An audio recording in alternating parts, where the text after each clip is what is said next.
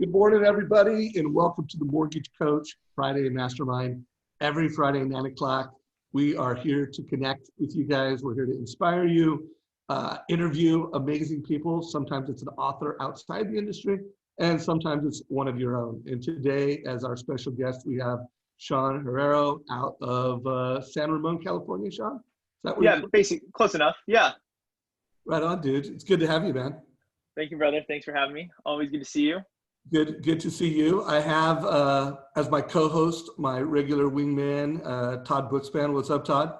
Hey, good morning, everyone. It is so good to see you guys and see all you folks here on Zoom and hopefully Facebook momentarily as well.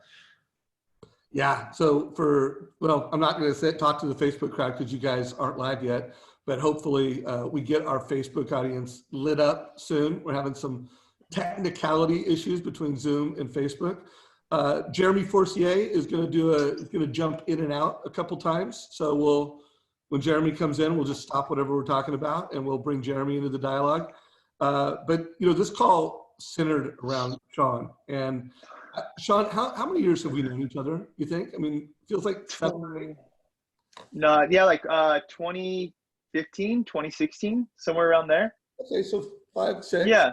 It was at one of when RPM rolled out Mortgage Coach at their thing at the Ritz-Carlton, I think, is when I met you. Yeah.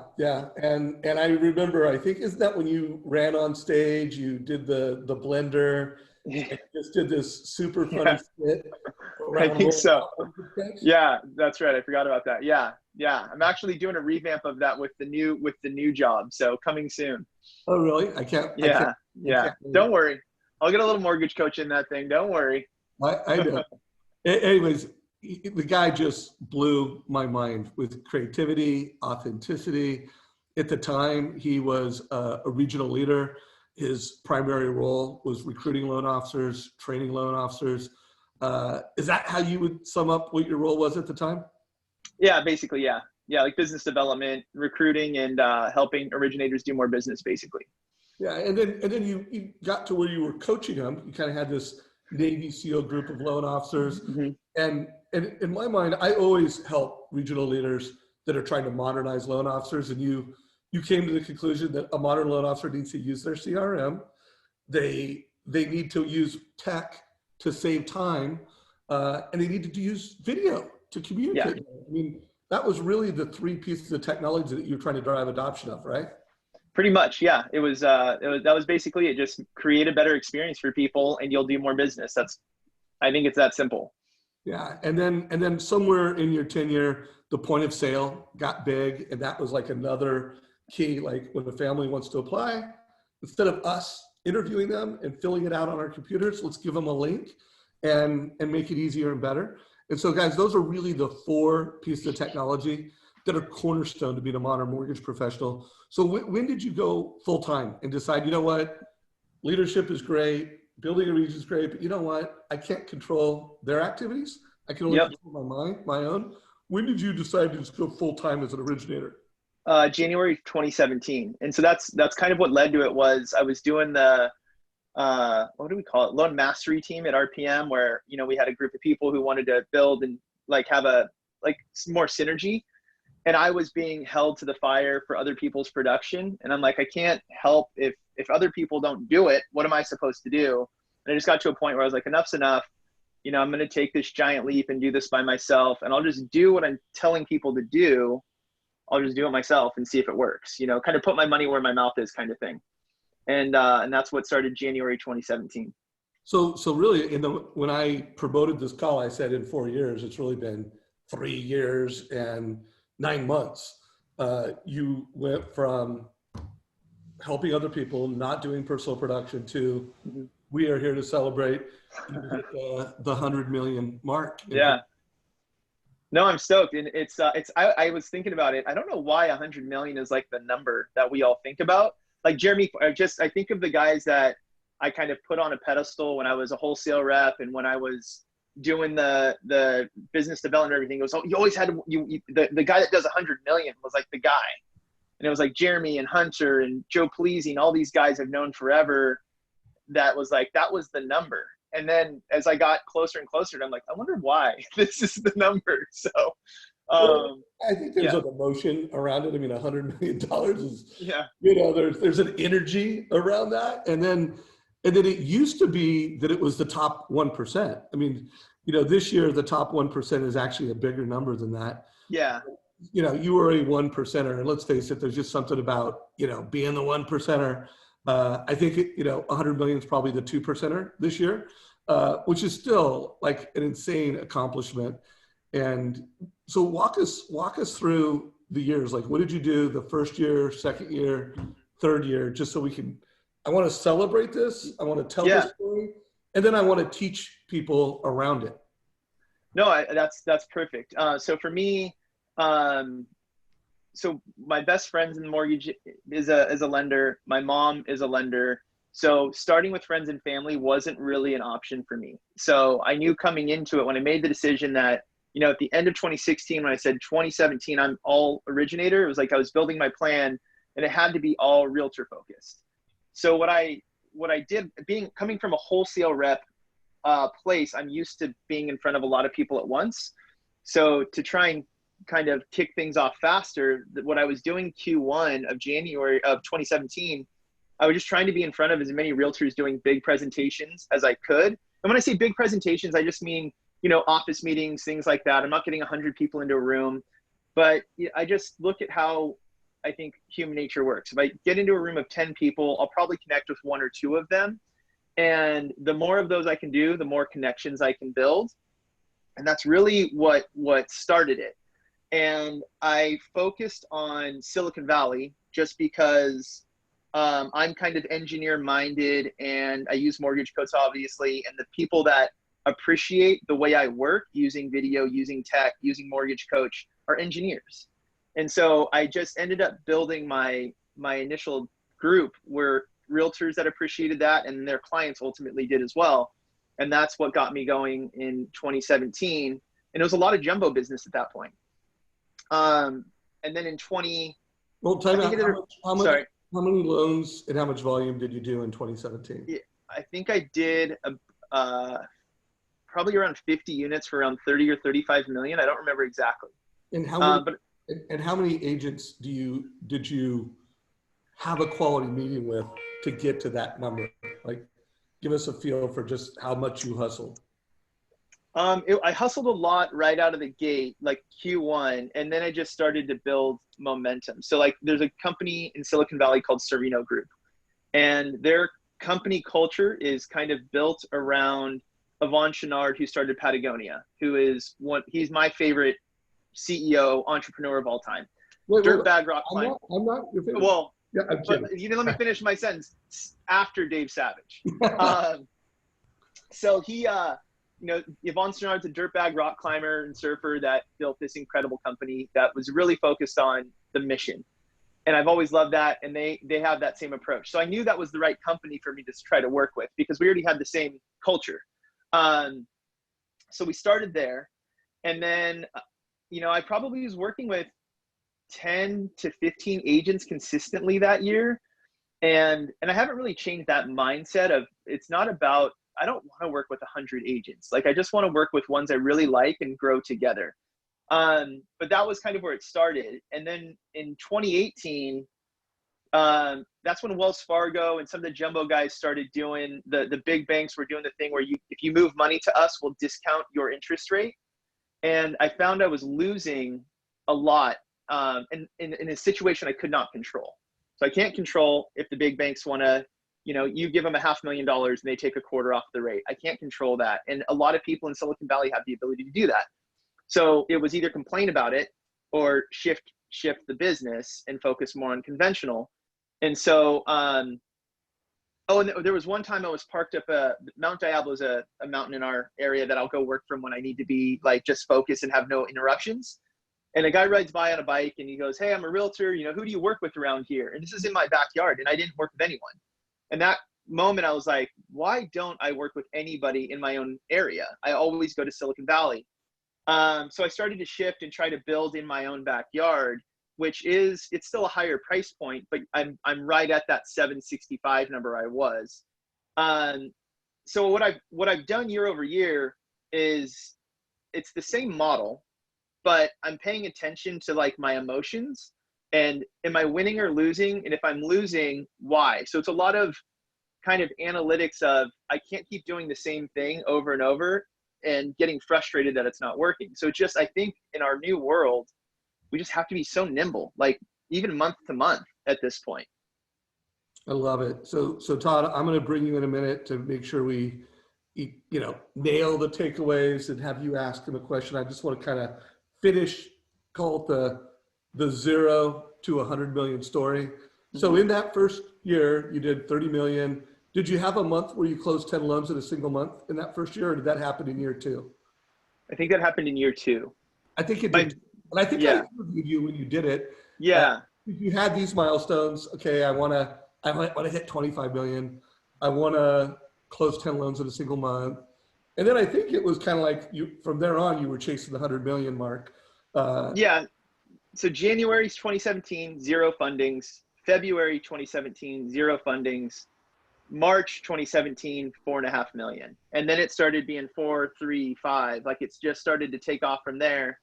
And then it would shift and it would get worse because I was losing, to the big banks for a minute. And so it's like, okay, do I just run around angry and frustrated, or do I embrace what's happening and just shift and adapt? And then 2018, and in 2018, I moved to guaranteed rate. So I moved to guaranteed rate June of 2018. So you lose a little bit of momentum there. And I think I ended up doing like 45 million in 2018. Again, all primarily purchase business, because I didn't have a refi database because I'm the new guy and I can't do friends and family. So it's all past clients are the only people I'm going to refinance. And 2018 is when we were seeing rates tick up. So there's no refinances. So it was all purchase business. And then last year, I think last July is kind of when a little mini refi boom started to kick in. And so that was kind of the first time I was doing like a solid amount of refis, because I could refinance every client I had done from 2017 up. And then this year obviously has been like you refied them in the first quarter and then you refied them again. But I'm still trying to, that's going to end and it's going to go away. Like there has to be a huge focus on purchase. What's been great now is I have realtors in Southern California referring me, Northern California, just everywhere.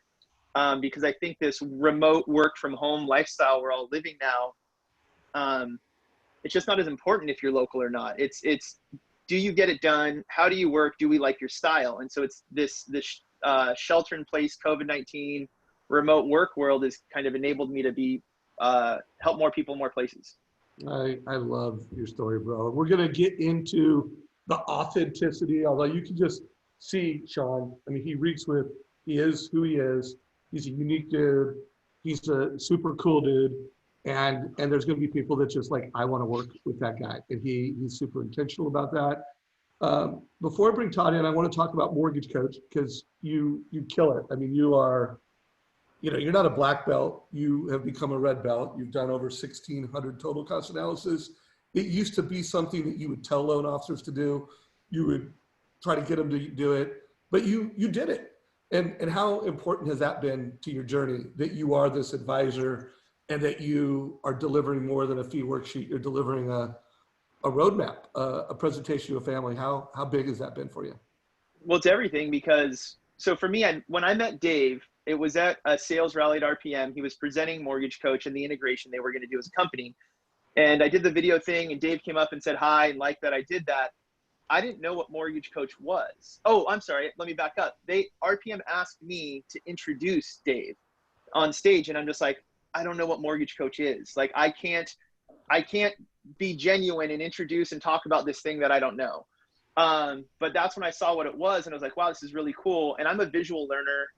Like, I love photography and art and all this stuff, so I have to see things to understand it. So Mortgage Coach, it makes me better, number one. So selfishly, I have to use Mortgage Coach to be able to give great advice. I have to see the numbers. So that was kind of it. So in 2017, as I'm building or 2016, as I'm going to go do this, it wasn't adapt and start using Mortgage Coach. It was day one of my origination career was Mortgage Coach. Love that, guys. So great story. Alex Barnett just said, congrats, Sean. Love hearing about your journey so far. Alex, Thank you. I interviewed him a few months ago, and it was his 6th month in the business, and he was closing 20 loans. That's awesome. I kind of interviewed him as a, new young gun. Now the guy is an experienced businessman and entrepreneur. It's not like he was a college kid learning how to do business. I mean, he has a successful business, but he was new in the business, and he's investing, he's doing advertising. But Alex, would love to know what you're doing. If you do have a question for Sean, we'll bring it in. So whether you're watching this in Facebook or you're watching this in Zoom, put your questions. We will ask Sean all your questions. So Todd, I'm gonna hand it off to you. What have been some of the takeaways so far? And then what questions do you have for Sean? Hey, first off, Sean, man, congrats. I love your story, and I love the fact that it's taken less than 4 years for you to go from 0 to 100 million. I mean, that just says a lot.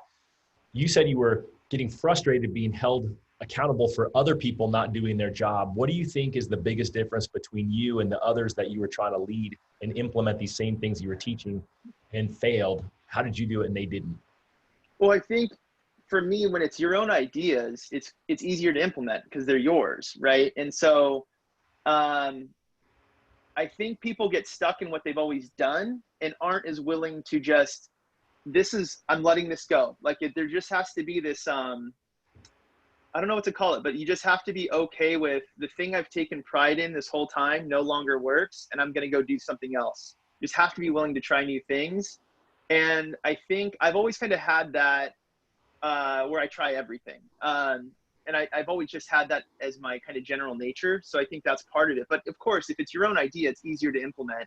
And I think there were people doing it. When I had it was probably 20 to 30 people I was working with, but the company wanted more. The company wanted immediate results. I can't do that, And then when I hit that March, my first month of funding loans, everyone's like, how did you do this so fast? I'm like, I just did what I was telling you guys to do. And it wasn't complicated. Like this is basically what that program was and what I still do. Use BombBomb, use video communication throughout a transaction, and use it to market as well. Use Mortgage Coach on every single transaction, and close quickly. That's kind of it. That's the premise of everything that I kind of believe in. I think that's just awesome. I do think most people feel over-invested in something they've already put their time and energy into. And that oftentimes is one of the roadblocks that gets them from going over. Talk about BombBomb for a minute. We heard how you use Mortgage Coach, which is awesome. How are you using BombBomb then throughout the process? So BombBomb I forget when I got introduced to BombBomb, but I was using that when I was in business development and recruiting. And Barry Habib is the one who got me to start doing video back in like 2010. And he forced me into it. So I had a head start on the video thing because of Barry.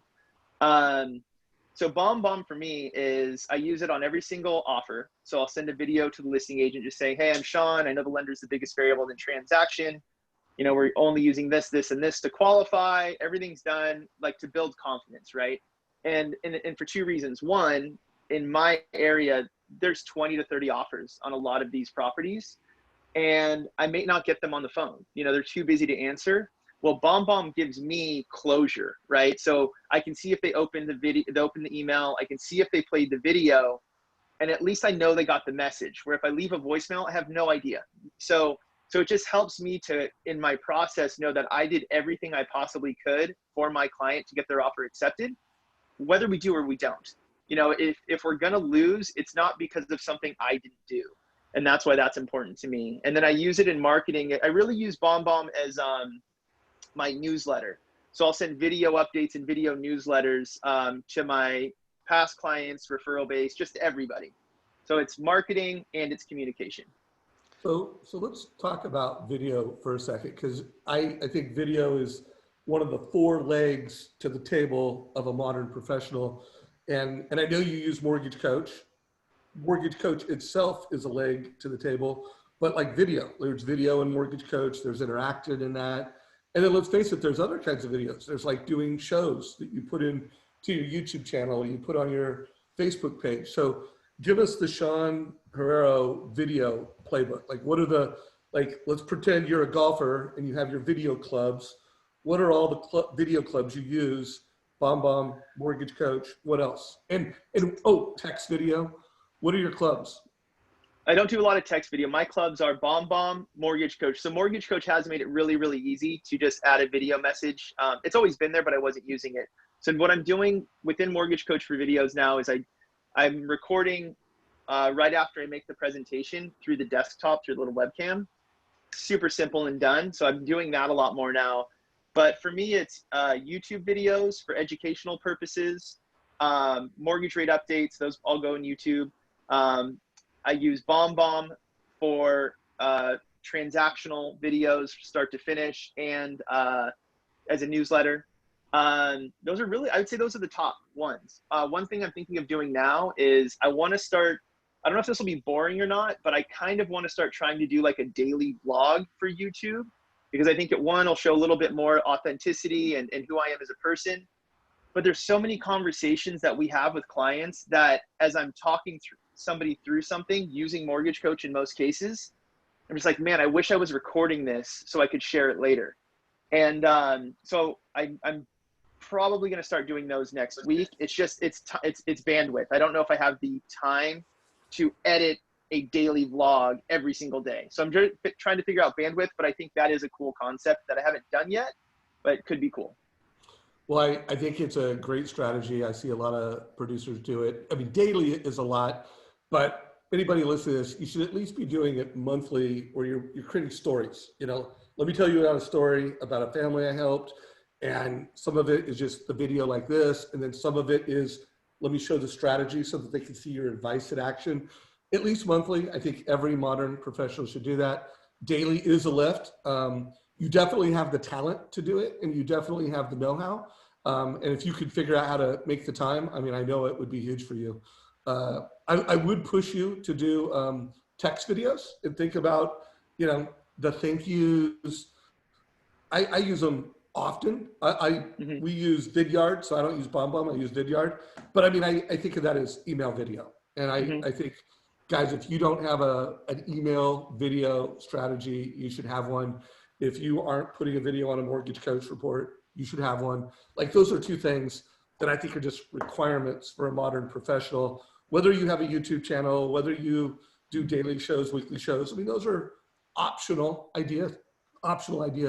Todd, anything else you want to ask, or any other takeaways you want to shine a light on? Well, I think you guys are both right on the video being huge. And I want you guys to remember, you know, your phone actually has like native video. You can take a video and send it through. You don't have to invest in the service to do it. And I think that's oftentimes people are thinking, well, okay, now BombBomb versus Vidyard, which should I do? Dave has one, Sean has the other. Don't worry about it. Just do something, get it out. I think that's probably really, you know, what's most critical. I think that's really what I see as the holdup. And I love when you had said that earlier, Sean. So, you know, I love the fact that you made a switch. You said, hey, Silicon Valley, I'm losing loans to the banks. I'm going to start working on the real estate agents. I think that's probably a big takeaway for me, because I think most people get stuck. You said it, kind of the definition of insanity, doing the same thing and expecting a different result. How would you encourage the person now then that's struggling with whatever their business is to go ahead and push to make that change?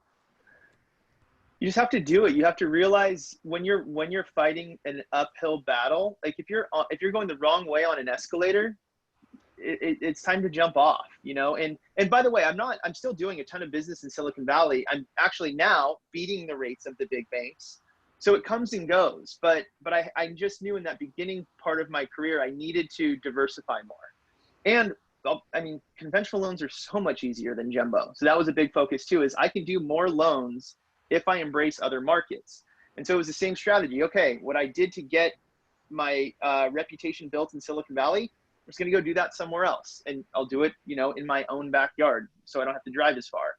But you just have to pay attention. You know, if you're doing something and it's not working and you're getting frustrated about it, like, I'm a big fan of self-reflection. Why are you frustrated? And how is getting frustrated or being stressed solving the problem? It's not. So figure out, is it time to shift? Is there anything you can change or control? I guess that's where it comes from. My mentor, a guy named Darren Hicks, who was a Navy SEAL. I went to him one time complaining about something, and it was something somebody else did. And he's like, it wasn't you. Don't apologize for it. You can't change or control it, so let it go. And that stuck with me, like, almost to a fault, where I look at the problem, what can I change and what can I control? And if there's nothing there, for either of those, then there's nothing to do and it's time to move on. And that's really how I look at it. I could not at that time control that Wells Fargo was truly buying deposits by way of mortgages. So I can be frustrated about something, or I can go do something different. So it's just, you just have to be willing to shift. That's it. That's huge. And what about then, obviously with the volume you're doing, you're still doing a ton of purchases. I know so many loan officers who kind of stopped on the purchase side. They're just so focused on refis. How have you been balancing your time this year between the two? I work a lot. So the way I'm looking at it right now is I don't do anything at my house. My wife does everything. Like I really, truly, so today I got up at 4, started working, dropped my son off at school at 8:45, jumped on this call. Already know I'm going to have a ton of stuff to do. So I truly am working a lot. So that life balance that we all look for, actually, I won't say I don't have it because I'm going to go to Napa with my wife today and have fun, but it's been a struggle. So I believe if you do more in the morning, the rest of the day can belong to everyone else, but you have to use the morning to get your stuff done. So that's where it's like this, from 4 a.m. to 8 a.m., I already got more done in the day than most people who are just like getting started. Win and it's uninterrupted. by noon. Sounds like a win by noon story, Todd. I'm going to say, I was just laughing. So I'm like, yeah, that sounds pretty familiar. That's what I teach every day. And people are like, oh, no, I'm going to answer my email first thing. And then, get done with that by 2 o'clock and then get bombarded with calls and never get to those important priorities that you're crushing, Sean. No, and that's if so I say from 8 o'clock to 5 o'clock or 6 o'clock, my day belongs to other people. It just, you have to be so responsive these days. I do not, and this is probably not a good thing, but I truly believe I do not own 9 to 5. My clients, my processor, everything that needs to get done to keep things going owns that. I own 4 to 8 a.m. That's mine to work. And I don't go work out. I work. I don't work out in the mornings. It's just truly 4 to 8. I can do what I need to do. Dude, I so love your transparency, and it's just clear you've got a win by noon mentality. So there are some questions from the audience and a few updates. We're at the halfway point. So remember, guys, get in the questions. We have time for those. We're going to do the second half. We're going to talk about unapologetic authenticity, how to find it, how to harness it as a superpower. Couple announcements. I mentioned this last week, but I started a new mobile club. The phone number is in chat, whether you're in Zoom or you're in Facebook.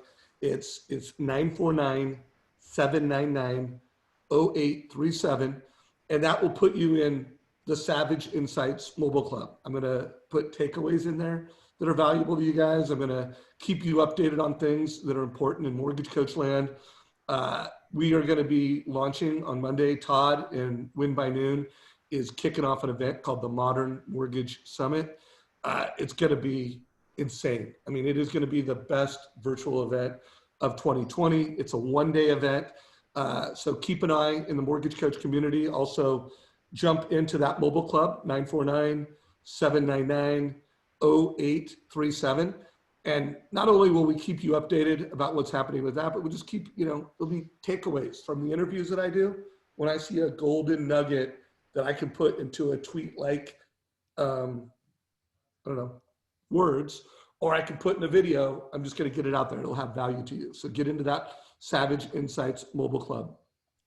So let's see here. We had one person had said, Eddie, I'm not sure if I'm saying his last name right, Bergeron, said that, Sean, I was in that group, Loan Mastery Program. It helped me. So just know that Eddie appreciates you, dude. You helped him. Thank you, Eddie. I remember Eddie. Eddie's great. Yeah, and then how does he say his last name? Did I say it close to right? Yeah. Okay, Bergeron, cool. I think. Yeah, awesome. Yvette, I think we answered your question. She said, how do you send a video on text? And so guys, it's just your native text. I will say an iPhone is radically better at text video than an Android. There's just some technology ways that it works, but I mean, like if you're texting someone, just go into, like we're going to text Jeremy Forcier right now. Go in there, you got the camera right here on the left, make it so that it reflects back on you, and boom, do a text video. On an iPhone, it goes up to 1.5 minutes. But guys, I recommend you keep it under 30 seconds. It's just a 15-second thank you, a 30-second thank you with the next step. Josh Metal, one of his processes, which I absolutely love, is that after he meets with the phone on a client and he's giving them the link with the app to take, he puts a 30-second video on it. Sometimes it's 40 seconds. And I'll put a link down below to an example of that. But usually he just says their name. He says one little thing that he listened. He reminds them on how to take the app. So he's pushing them into the app, doing some expectation management, and personal connection, expectation management, 40-second video. I think that's a killer strategy. You might want to try it, Sean. I'll forward you. No, I'm going to. I will. It's super easy. I honestly, I always thought it was intrusive, but you're right. If it's to a client when they're loan funded and everything's done, who's going to be mad about that? Or if you just got off the phone with them and you're just giving them some instructions. Yeah. So I think there's some great places in that. So we had a question come up. I want to make sure we get, it came up in the Mortgage Coach Facebook group. And let me go to that question real quick, just so I read it right. While you do that, Dave, I love the fact that you teed up the Android versus Apple discussion on our conversation, especially since you got the watch, you got the iPad, you got your Mac. I'm an Apple fanboy. I your AirPods in. So, not that we didn't think you were an Apple guy already. Thank you for pointing that out, Todd. Well, I am too, so it's okay. I'm in the club. Yeah, where my thing is not, Todd, could you pull up Eddie's question on our Facebook group about expectation management? I want to read it. Yeah, let me just read it because I got it on my phone. That'll be the fastest, but then I'm going to have to put my glasses on since I can't read this small print that came in. I just thought it was super transparent. That was my comment. He said, I lost a few loans this month. Reflecting back on what went wrong, I noticed that I didn't set the proper expectations around the process and timelines. Does anyone have a best practice suggestion or scripting around setting expectations with clients in this atmosphere? So before you answer it, Sean, because I'll give you a second to think about it. Eddie, this is what makes our Mortgage Coach community great, dude.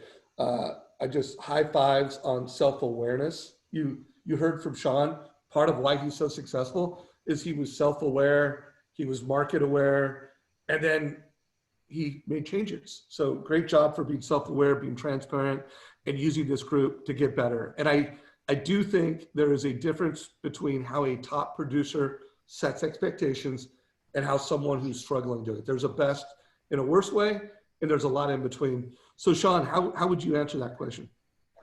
That's probably why I'm in the 2%, not the 1%. I'm not the best at it. Maybe we'll get Jeremy Forcier in and we'll hit him with that. Yeah, we'll get it. Yeah. No, that's something I need to be better at. Because for me, I don't want to let anyone down. So perfect example is I'm going to Napa with my wife this afternoon, and I truly want to be present, as difficult as that is. And so I had a new client referral from a realtor last night. They said, can you talk this afternoon between 2 and 4? My inclination is, yes, I will call you then, right? Because my fear factor is, if I say no, what if they go somewhere else? And what I just said, hey, I'm going to be away with my wife for my anniversary this afternoon. Is it okay if we catch up Sunday afternoon? And I do Sundays a lot because it helps me to kind of prepare for the week, and they're available. They're not going to be at work. I said, would it be okay if we caught up Sunday afternoon? If not, I will make sure that I'm available for you. I say it that way because the odds are they're not going to say, no, you need to skip your anniversary and talk to me. So it helps me overcome my insecurity of feeling like I'm not available to them. And they were like, of course, why would we want to interrupt your anniversary? Have a great time. Let us know what works Sunday. If Sunday doesn't work, Monday's great. So that's my approach, is I just try to help them to help me make my decision, I guess, which is why I'm not great at it. Well, first of all, we're always getting better. And guys, that will be one of the how-to presentations in the Modern Mortgage Summit. It's going to have 6 amazing keynotes, and then we're going to have 30 top producers. Almost all of them have done over $100 million in volume for the year already. And they're going to be answering these questions, like how do you set expectations? How do you lock in interest rates? How do you manage a perfect day?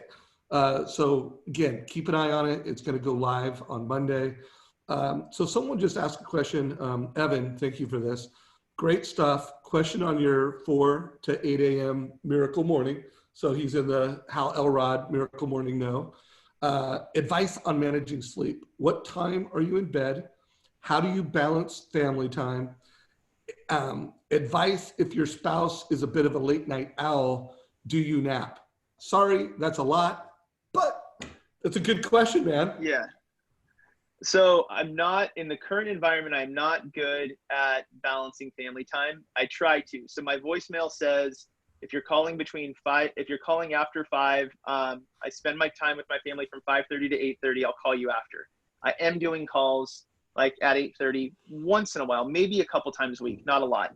So I try to leave that window of time open, but it doesn't always work out. Which is again why I love 4 to 8 a.m. because not everyone gets up in the morning. For me, I've always been an early bird. Like in high school and middle school, I never stayed the night at people's houses because they'd wake up at 10 a.m. and I'd be laying on the floor at 5.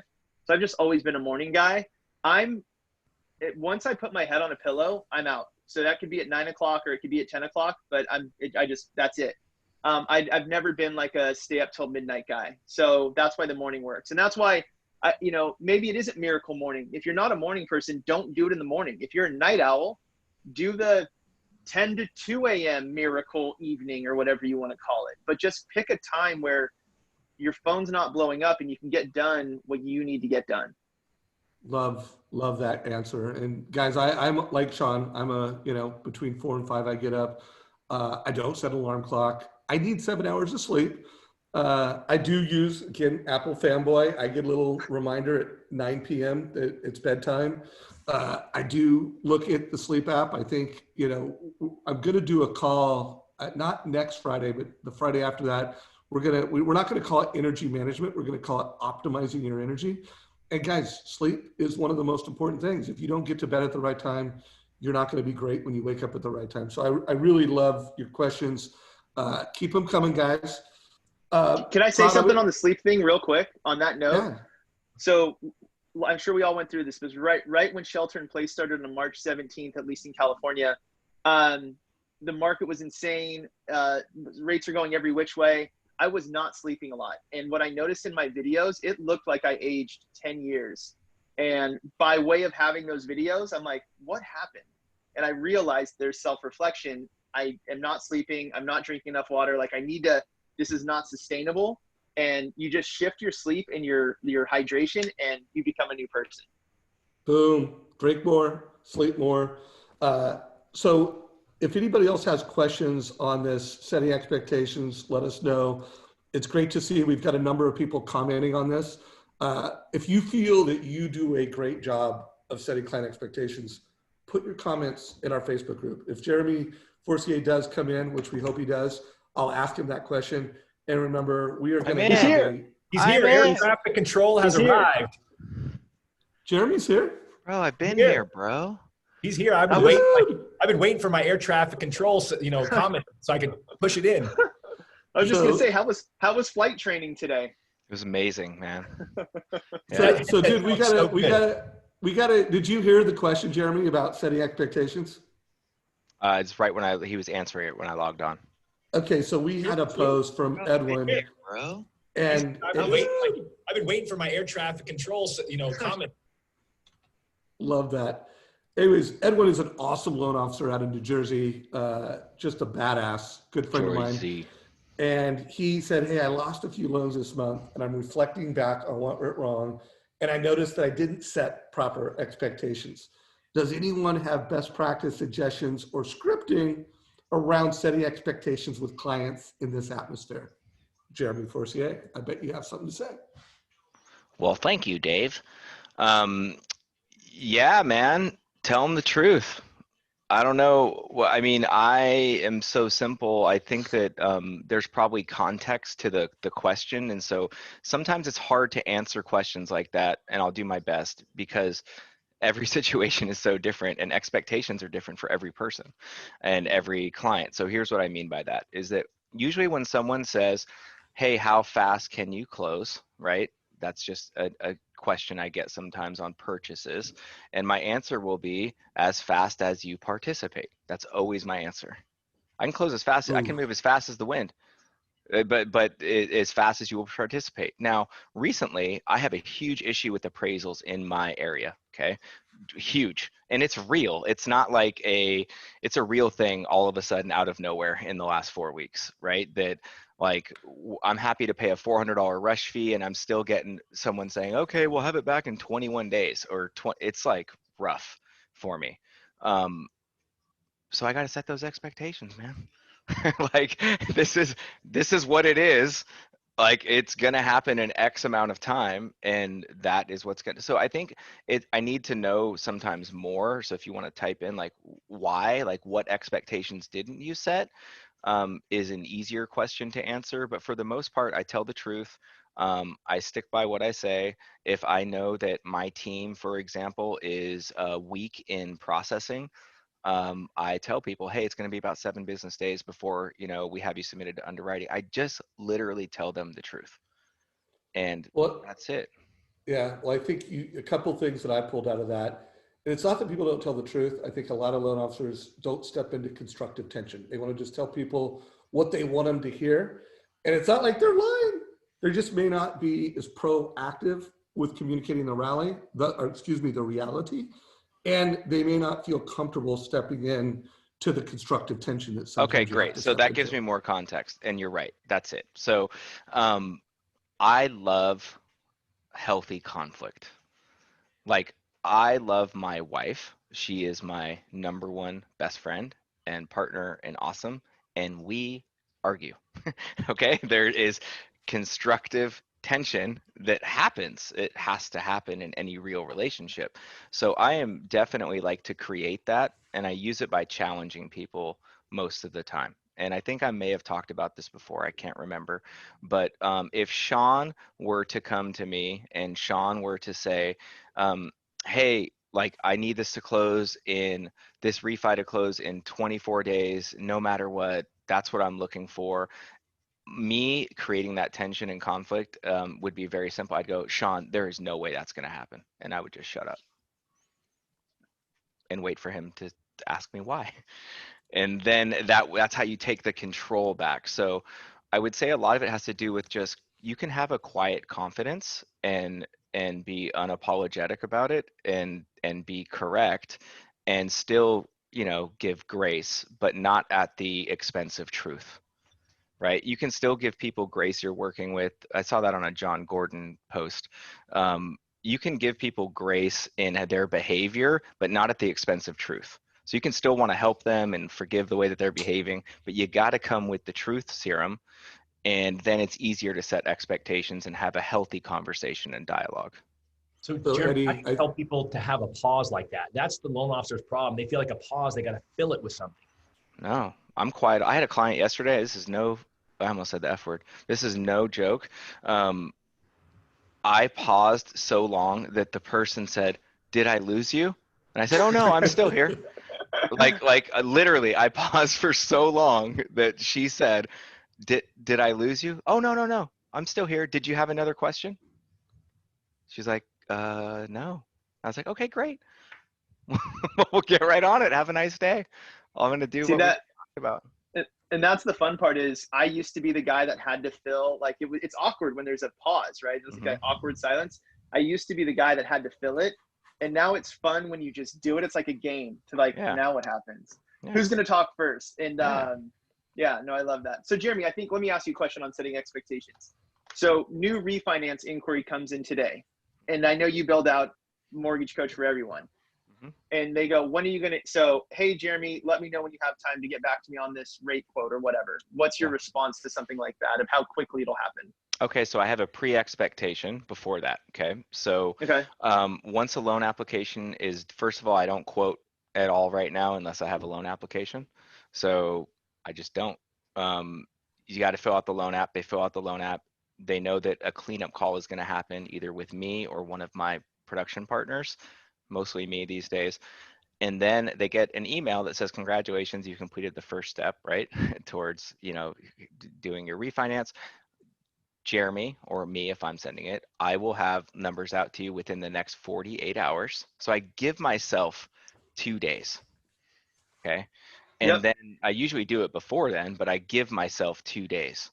to put that together so that I can, manage my time and whatnot. So I'm building in 2 days. And how many loads are And you closing a month right now, Jeremy? Anywhere between 40 and 85. Just, I don't know. It just depends on what happens every month, but that is the range. I'm projecting 82 units this month, but I highly, highly, highly doubt that it will happen because it's the 25th. Cool. So Yeah. guys, we got 12 minutes left in this interview. It's been awesome. I want to close out on two things. So by the way, guys, Jeremy is going to be doing the opening keynote at the Modern Mortgage Summit on good people deliver great advice. And he's going to be talking about why advice matters, how advice matters. And he will be the opening keynote. So Jeremy, thank you for doing that, by the way. I can't wait to see what you could do in 18 minutes and how you net it out. So I want to ask, when we marketed this mastermind, we talked about unapologetic authenticity. And Jeremy, we're going to ask you what that means to you. But Sean, since you came up with that word, and you're going to be doing a presentation at the Modern Mortgage Summit on how to be, radically authentic. What does that mean to you? Like, when you say those words, what does it mean? I don't believe in being fake at all. Like Jeremy's the same way. Like I've appreciated Jeremy for as long as I've known him for being that way. But I have tattoos. I work out of a van. If you don't like it, I'm not your guy. Like that's just what it is. And I think utilizing social media, you have no choice but to be yourself. And the sooner you are yourself, the sooner you will attract people like you who want to work with you, and it makes your job more enjoyable. So that's what I mean by that. I'm not going to pretend to be a golfer so I can go out and get millions of dollars of biz on the golf course. I'm not a golfer. It's just not going to happen. I'm not that guy. And I'll be the first to tell someone if I'm not their guy. Like I love what Jeremy just said about his refi process right now. I want a rate quote. Cool. Fill out my application. No, I just want a quote. I'm not your guy. If you don't want to fill out the application, I am not your guy. There's plenty of people that'll quote you. I love that. Love that. Jeremy, what does that mean to you? Yeah, basically the same thing. I mean, I think he summarized it up really well. To me, it's just not compromising who I am and who I want to become. Like just you don't have to be everything to everyone. You don't even have to be like everything to like 2% of the population.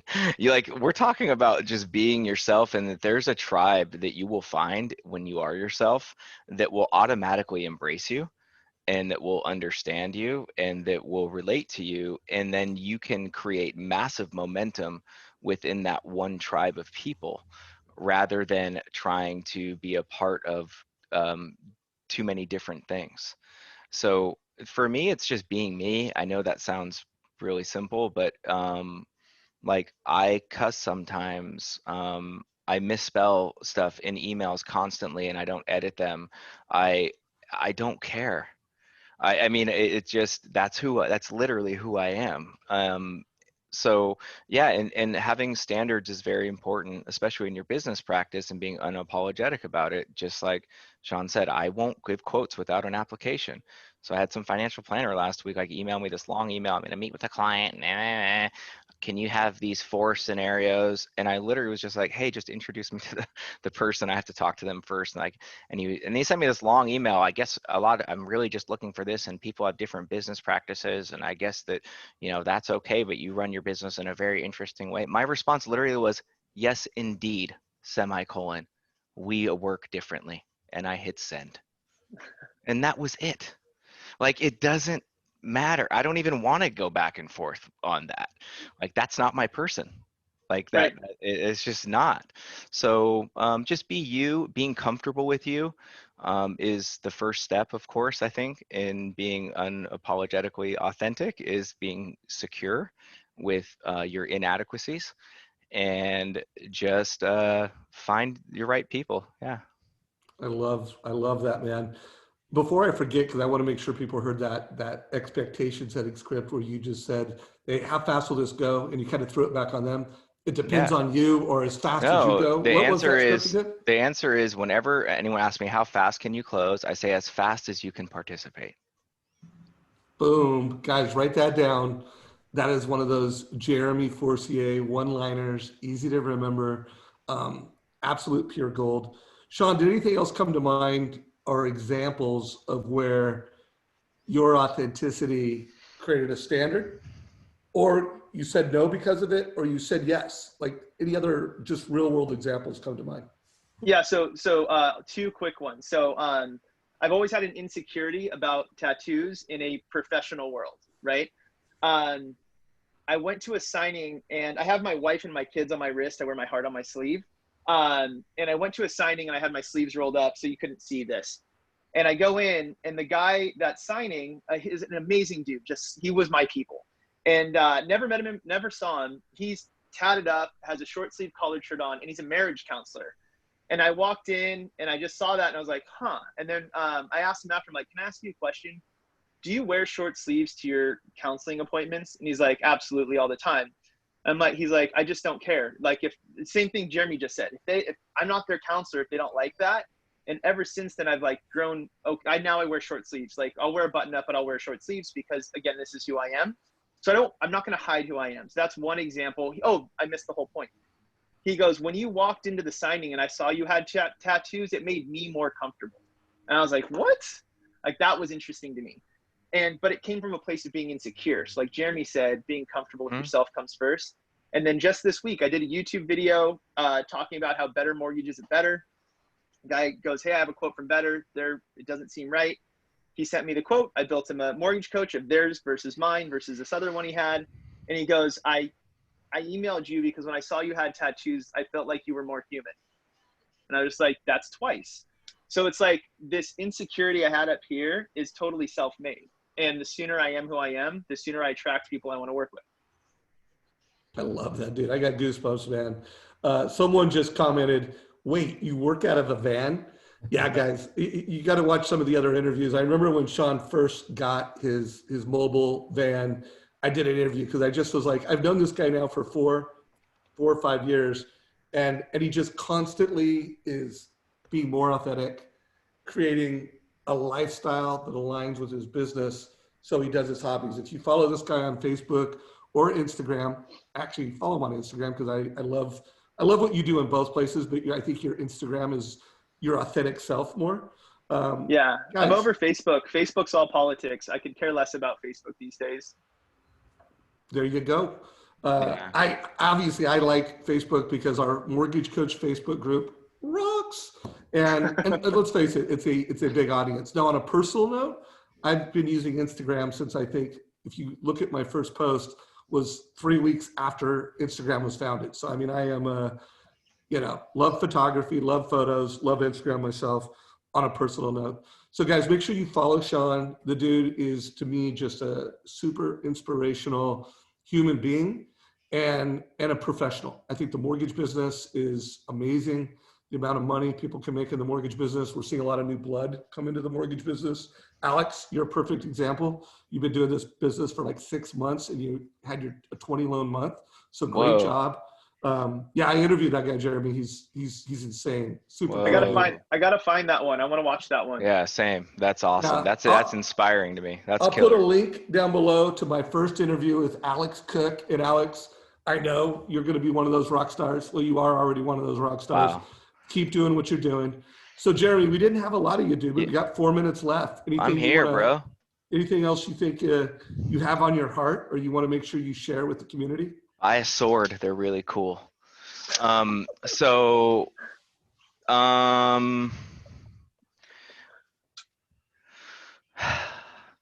have so many things I want to share, to be honest with you. I've been super emotional lately. I mean, I think that the run has gotten to me a little bit, and I think it's okay to acknowledge that. So for anyone out there that's feeling tired, like, it's okay. I guess that's really what I want to tell everyone. Like, if you're feeling really stressed and like stuff has been really hard the last 4 weeks, like it's okay.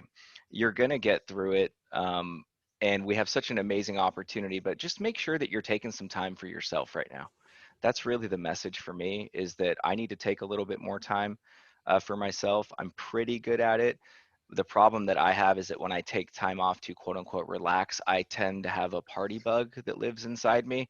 And so it's never really relaxing. Like I rage, and that's not good. And so take some, so don't do as I say, not as I do. Because I've been recovered. I feel normal for the first time this week from last weekend. It's not good. So like just take some real time to truly relax. Remember, recharge batteries is so that the mechanism works better when you plug the battery back in. Like you got to recharge, like my air blower I love my air blower on the weekends. It's like therapy, but I have to charge it, right? I have to charge my battery pack so that it works, and it works better and it's more powerful when it has a fully charged battery. And we have to do the same for ourselves. So I know there's tremendous opportunity. I know all of that. And that is great, but make sure that you're taking some time for yourself. I know I troll some of you guys sometimes on the productivity mastermind group when you guys are like 17-hour day, who else is with me? And I know I kind of troll, and it's just in love always. I'm like, dude, stop that. Like, don't, work, try to keep it at 12. And I understand I work late sometimes too, but let's not wear the grind button as a badge all the time. Let's like make sure that we're taking times for self-care and mental health as well. Well, dude, I am so pumped. I love that wisdom. Multiple people commented how much they appreciate it. I'm looking forward to seeing you in Napa next week, brother. I'm flying in on Thursday. Jeremy is renting a super cool place. He is putting on some R&R for his team. Yep. And I get the opportunity to, I guess, hang out with you guys and speak at some point. So yep. I think that's super cool that you're also taking care of your team, guys. I hope everybody who's listening to this, you need to take care of yourself first, or you can't take care of your team. But hopefully you're showing your team love and grace and empathy, I think is the word. Yeah. So guys, as we close this out, we did put a link to that interview with Alex. It's called The New Loan Officer Success Story with Alex Cook and his mentor, Pete Metz. I love that interview, and I'd love to do more like that because I had his mentor, Pete Metz, who's this baller, top producer in Northern California, that brought Alex into the business. Alex was killing it, and I interviewed the two of them together. So if you are new in the business and you're killing it and you have a mentor that helped you, I would love to do more interviews like that because I think we need more new blood in the mortgage business, and I want to shine a light on that kind of success. Today's call was about shining a light on Sean Herrero. Guys, follow this guy on social media. Give him some love down below. Let him know how much you appreciate his leadership in this community. And Sean, I know both you and Jeremy are like insanely busy. Thank you for taking an hour out of your day to come into Mortgage Coach and tell your stories. Thank you to both of you guys. No, thanks for having me. It's nice to get to chat with you guys and take a break. So guys, this call is a wrap. Keep an eye out for Monday. We're going to be announcing the Modern Mortgage Summit. Jeremy Forcier is going to be the opening keynote. Sean is going to be doing a couple how-to presentations, and we're going to have 30 amazing professionals that have a few things in common. One, they're incredibly successful. Most of them have already done over $100 million this year, and all of them are modern mortgage advisors. They use their CRM, they use their point of sale technology, they use Mortgage Coach, they use video, and they're great leaders. They lead their customers, they lead their teams, they lead themselves. So check it out. Todd, any closing thoughts, bro? I think it was just another amazing call. Love to hear your story, Sean. I think that was awesome. And I always love seeing you, Jeremy, and hearing your insights. And that's definitely a sweet headset. Dave has one. He's showed me. We've tested it out together. I definitely am in on one of those. But I think that was really the advice you guys heard, right? These are two super busy guys, and they're both unplugging. So just think about those last words that Jeremy said. Think about how Sean's managing his time with his family and how he's changing his voicemail, let people know that he's going to be out of pocket from 5:30 to 8:30 just to help and be with them. And think how you maybe can be a little more present at home. On that, I agree, Dave. This is a wrap. Another great time, and appreciate all you guys for being here.